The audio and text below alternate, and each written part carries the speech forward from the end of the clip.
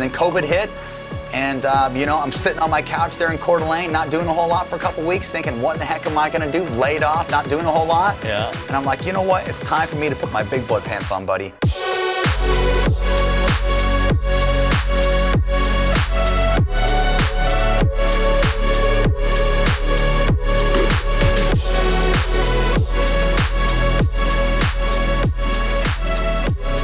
Welcome to Pickleball's Future.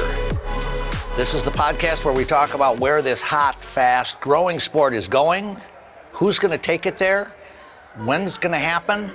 And to do that, I brought in Tyson McGuffin, one of the great players of the game today, currently the #1 singles player on earth, kind of a cool moniker. We're here at the National Championships.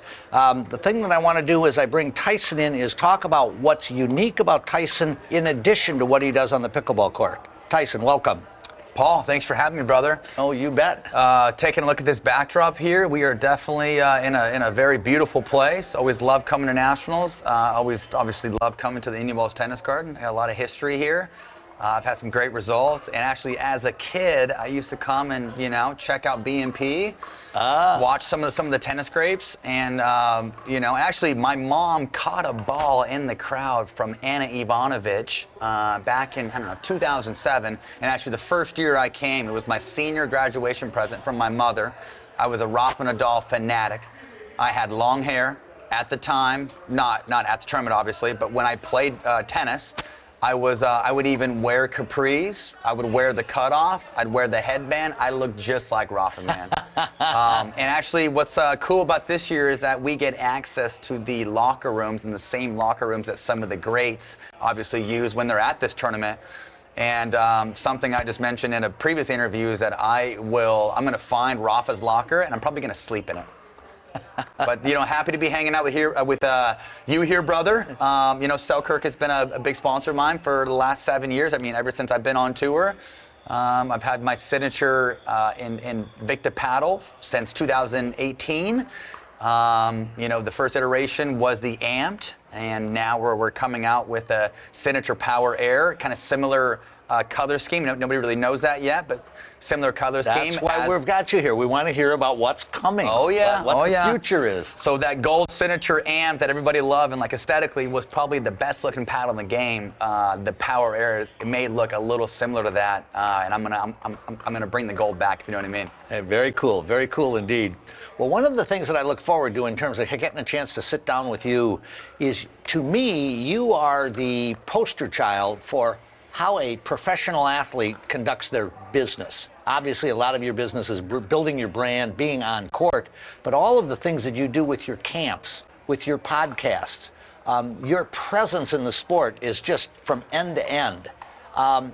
One of the things that I want to ask you is, if you were advising or counseling some young stallion coming into the game as to how to prepare themselves to think about a future as a professional pickleball athlete, what would you guide them to do? Well, I think, something that, we're working with come next year is that obviously the sport has grown. It's a lot more established. And next year I'm kind of pumping the brakes, and I'm not going to be as aggressive with camps. I'm not going to be as aggressive with content just because there's enough money in the sport. There's enough guarantee with me showing up. There's enough brand endorsements coming in, and there's enough brand endorsements that I have where I'm taken care of. But obviously, from 2016 to now, there wasn't enough money really in the sport to just make it playing, correct? And with that being said, yes, I got very aggressive with content. And actually, COVID made me, man. Before COVID, from 2016 to 2018, I was working at a tennis club, did that deal, did my 8 to 5, top 40 hours a week. I would be leaving for a tournament Thursday night. I'd play Friday through Sunday. I'd fly home Sunday. I'd be back on the tennis court teaching Monday through Thursday, and then I'd do it all over again. And then I worked for Level Up Pickleball Camps from 2018 to the end of 2019, and really that was my first real pickleball job. Worked for a company called Level Up. It's owned by the Pickleball Magazine. Wayne Dollard owns the Pickleball Magazine. Great guy, and had the privilege of working for them for about 2 years, and then COVID hit. And, I'm sitting on my couch there in Coeur d'Alene, not doing a whole lot for a couple weeks, thinking, what the heck am I going to do? Laid off, not doing a whole lot. Yeah. And I'm like, you know what? It's time for me to put my big boy pants on, buddy. And with that being said, I got my camp business going. I met with a designer to build all my logos, met with a videographer that is with Selkirk as well, Kevin, great guy. And we got aggressive with doing content over COVID. I probably cranked out 150 instructional videos. I bought all my podcast equipment, spent all this money thinking, I'm just going to do it. And and so after COVID, funny story, after COVID, the first 6 months of me having my business, I'd posted all these camps, I'm doing all this content, spending all this money, and I kid you not, nobody for the first 6 months was signing up for camps. And I'm sitting there thinking, am I not the guy? Like, did I just spend all this money and now I'm getting like no return? And once I started getting more subscribers, once we got more aggressive with the content, campers started coming, and I've been, I've had my business for the last 2 or 3 years now. Now camp numbers are anywhere from 48 to 64 people that sign up. For the last 2 years, I've been leading 20 camps a year. I also have a great assistant, Kyle McKenzie, who we all know. He's the co-host on my podcast. He's in all my educational videos. Pretty much anything I do, he's my go-to. K-Mac leads about 10. And I also use Cooper. Cooper works for Selkirk. He kind of runs the Selkirk TV platform. And it's the whole Selkirk partnership has been great. We're in the same area. I've been with him for 7 years. We use the same content creator. We use the same videographer. And I'm just happy to be a part of Selkirk, and they've done a great job overall. Cool. One of the things that I think is really interesting on that point is where we've got young players coming in, and not all, I shouldn't say all young, they're not all young, but they're coming in, and it's how to get affiliated with a brand. What would your advice be to somebody who's, for the future, of what to look for in a brand relationship? Yeah, what to look for in a brand. I think there's various scales, correct? For someone like myself who's been #1 in the world in singles and doubles and have been at the top for the last 7 years, any brand endorsement that I'm looking at now, there's guarantee. I would love to have some equity. We're always thinking long term and really trying to build like the relationship over a 5 to 10 year period. I don't want a free product, I obviously I want to have that guarantee, and I would love some equity. I think players that that are in the top 10 are probably looking for half and half. Half product, half guarantee. So I think there's various scales when you're looking at brand endorsements, but something that's big for me is having these brands market me the right way, offering content, maybe offering some resources where they can use my content, they can promote my businesses, they can promote me as an athlete. So I'm kind of looking for like the whole pie, right? And I would, my biggest advice or like my best tip for players coming in the game is take your sweet time working with brand endorsements. Make sure that they're going to market you the right way. Make sure they have a social media following. And there's a lot of brands out there that are offering not great deals right now. And so just for added support and having the right team, I would strongly encourage players coming in to find an agency, to find a sports agency that they can work with and have an agent. Honestly, I've for the first 6 years that I was on tour, I did not have an agent. I did everything by myself, and it was a lot to take on. For the last 2 years, I've been working with a company called Top Notch Management. John Isner, a tennis player who's been in the top 20 for the last 2 decades, is also with Top Notch. They have a lot of high-end tennis players, and now I'm in a position where all I have to focus on is being an athlete, working on my businesses, and then letting my agent take care of all my brand deals. And I can't tell you how much that's taken off my plate, how much that's taken off of my wife's plate. So take your time, find the right sports agency, and make sure that the brand is going to market you the right way. Image is everything. Yep, very cool indeed.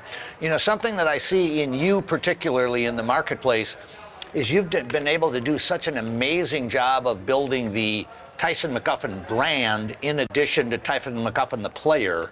And was that something that was strategic for you from the beginning? Yeah, so I'm gonna give credit to all the people around me. I'm the entertainer, I'm the personality, I'm the high energy guy, I'm the athlete, but I have a lot of successful people. I have a lot of entrepreneurs around me. I have my wife, who's my biggest support system and probably one of the smartest people that I know, that makes me successful. So I'm a huge believer in it takes a village. It takes a village for my 4 kids. It takes a village to make somebody very successful. So, you know, I've always been a fan of using like the resources around me, and so I give credit to my my wife, my agent, and all the support I have around me.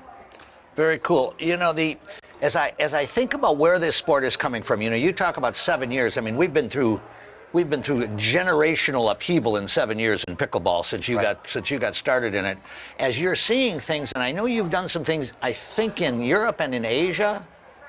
Correct, yeah. So I've taught various camps in Canada. I've taught various camps in Mexico. My wife and I got married in this little town called Los Barriles. It's about an hour north of Cabo. It's a pickleball mecca is what it is. Great for fishing, great for drinking beer, great for smoking cigars, and great for freaking playing pickleball, man. Yeah. We actually just bought a couple acres down there. We're going to build down there. And yes, this year I got to host the Asian Open, first time over in Thailand. And I'll tell you, what was that like? I'll tell you what, man. There was a lot of love for Selkirk, and there was a lot of love for me. Yeah. I was blown away. And at this tournament, there was about 700 players there. 500 were all from India, and as we all know, Selkirk has a massive following in India. Yeah. And everybody was using my paddle. Yeah, how cool. They were all using that Invicta. I kid you not, man. And so with coming off of that kind of experience, what kind of vibe did you get about how the international game is developing and evolving? Of course, I think it's developing at a rapid rate. Obviously, not as fast as like in the States or, you know, I mean, I think Canada and the U.S. is probably growing the fastest as far as countries, correct? Sure. But yeah, I mean, there's a lot of love for pickleball. There's a lot of volunteers. There's a lot of the same community and like a lot of the same drive and dedication with just really getting the sport going. There's a lot of people over there that love the sport, and I think we're probably a couple years out from the Olympics. And yeah, I mean, it was a blessing going over there. I mean, you know, when I started playing pickleball back in 2016, I would have never thought that I was going to be hosting the Asian Open. Yeah. So yeah, I'm just blessed. How cool. You know, as we think about where this sport is going, you're deeply involved in the PPA.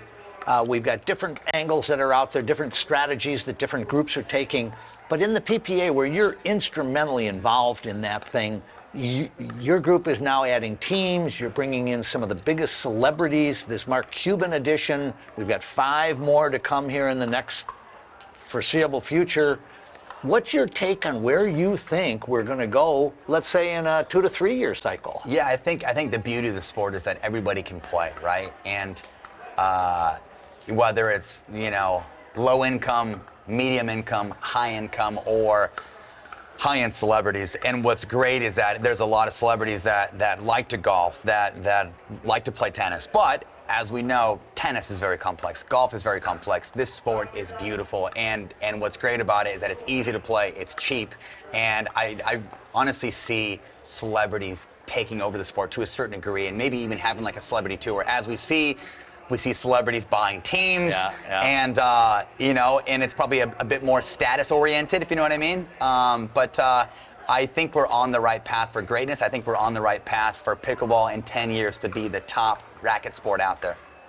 That's a great statement. That's a great statement. I know I've heard the 40 million by 2030 projection. That's Steve Coon's you know, look on it. He thinks that by 2030 there's going to be 40 million players, and I think we're on the right path. You know, you know, and what's great about the sport is, honestly, I've met so many cool people who were volunteering their time, acting as ambassadors. They're not getting any return, just for the love of the sport. You know, I mean, what other sport out there do you see where, you know, like you have adults in their 50s and 60s, and they're traveling to tournaments, they're couch surfing, they're meeting new people, they're acting as ambassadors, they're volunteering their time. I mean, honestly, like, I think this sport really is humbling, and it's been great for me, and it's only heading in the right direction.